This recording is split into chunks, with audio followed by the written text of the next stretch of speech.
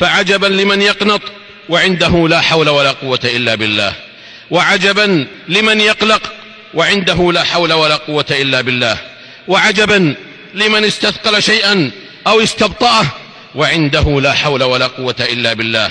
ألا والله وبالله وتالله إن ذلكم لهو التفريط بقضه وقضيضه.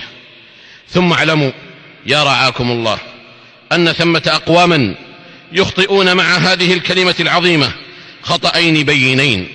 أولهما أنهم يجعلون هذه الكلمة تقال في المصائب والمحن التي ينبغي أن يقال فيها إنا لله وإنا إليه راجعون، وهذا خلاف ما دلت عليه النصوص من موضع إيرادها.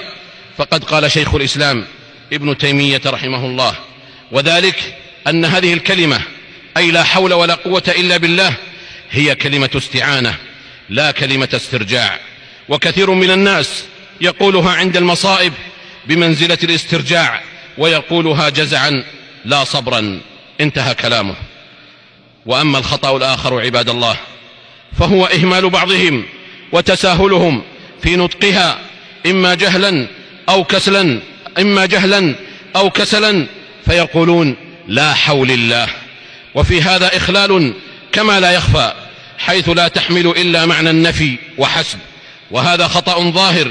فالكلمة نفي وإثبات، ثبتنا الله وإياكم على طاعته وأعاننا على ذكره وشكره وحسن عبادته. ولا حول ولا قوة إلا بالله، لا حول ولا قوة إلا بالله، عليه توكلنا وإليه المصير.